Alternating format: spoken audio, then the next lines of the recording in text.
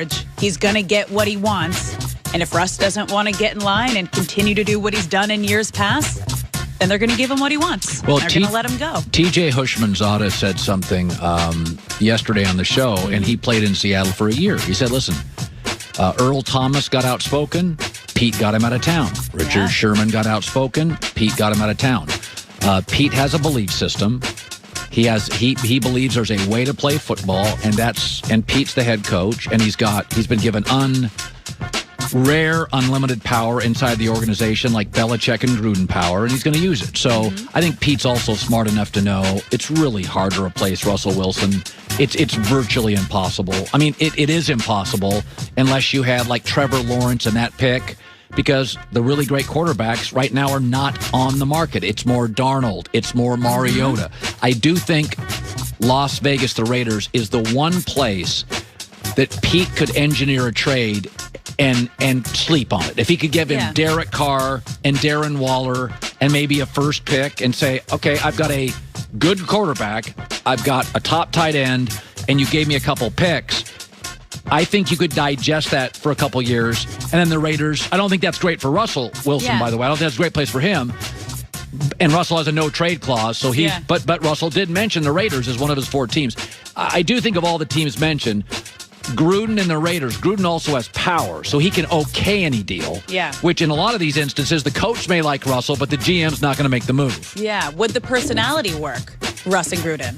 Could you see that working? Yeah, I mean, they're both kind of stars. They've got a star power about them. Again, I don't think it's the best place for Russell, but that's the one place. If you gave me Derek Carr, Darren Waller, and a couple of a first-round pick and a second-round pick, I don't think I'd get equal value, but I think I'd get really good value. I'd probably want 2 firsts, Derek Carr and Darren Waller. I think that's about as you're getting a capable Pro Bowl quarterback. You're getting a great Hall of Fame level tight end and 2 firsts.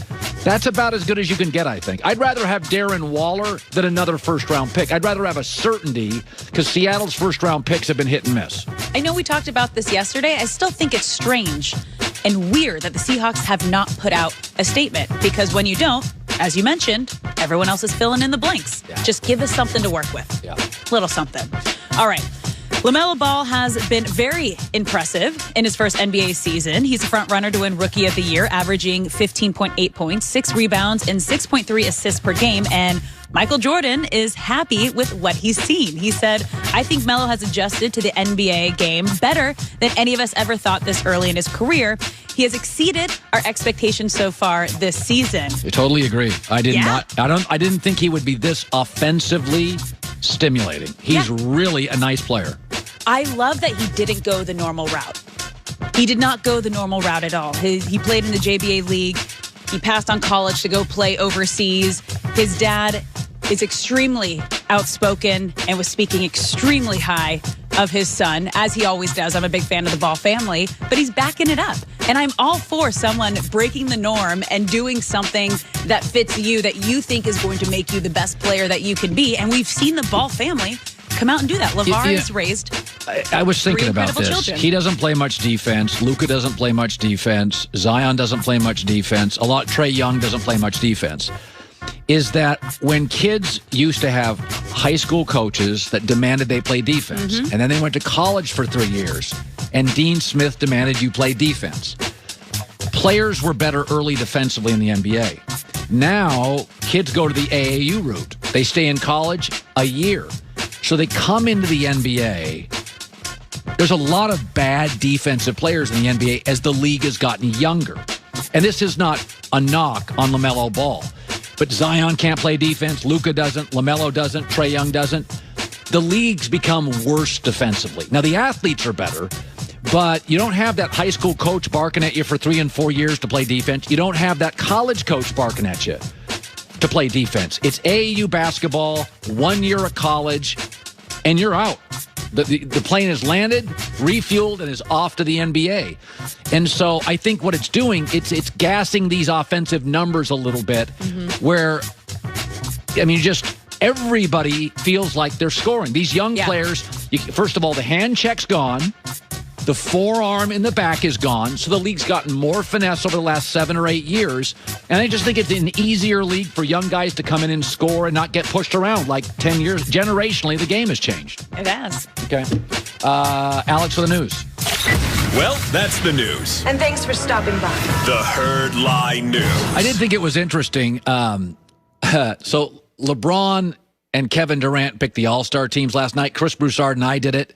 They look, and Broussard's ended up looking like an Eastern Conference All-Star team, and mine ended up looking like a Western Conference All-Star team. But so what happened is Rudy Gobert and Donovan Mitchell were the last two guys to get picked, right? And so Utah, it felt like, man, LeBron and KD are crushing Utah, and LeBron joked about it. You guys got to understand, just like in video games growing up, we never played with Utah. Even as great as Karl Malone and John Stockton was, we would have never picked those guys in video games. Never. It's actually kind of funny. Utah's interesting. They're 27-9, one of the best home court advantages in the league, number 1 NBA record. They have 2 All-Stars, and they're terrific against top teams. They're 15-7. And yet nobody gives them a shot to win the title. I watch a lot of Utah games because I go to Utah a lot to ski, and they're always on. It's interesting. Regular seasons in the NBA are a treadmill, and postseasons are an obstacle course because you play the same team over and over and over and over again. And let's be honest, the last 9 finals MVPs are LeBron and the guy that guarded him, and then Kawhi Leonard. That's kind of what the MVP is. And Utah has a LeBron problem. They do not have anybody on the wing to defend him. So they're not beating LeBron James 4 times in 2 weeks. So they are the classic built for the regular season, not to win a championship. By the way, it's not slander. I'll give you another. Baltimore Ravens are starting to get that reputation. They don't play the same football playing from behind. But in the playoffs, you play the best teams, you're often playing from behind. You have to overcome that.